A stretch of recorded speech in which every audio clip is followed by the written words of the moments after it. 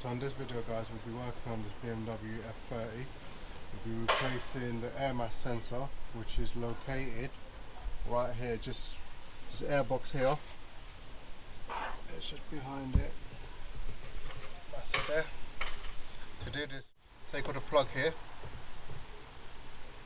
and 1, 2.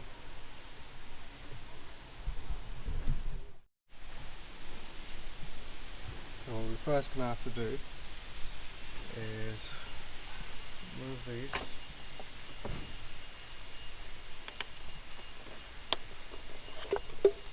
Right away.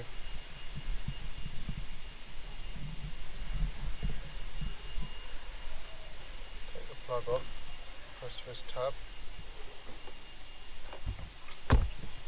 Plug comes off. The other side. T20.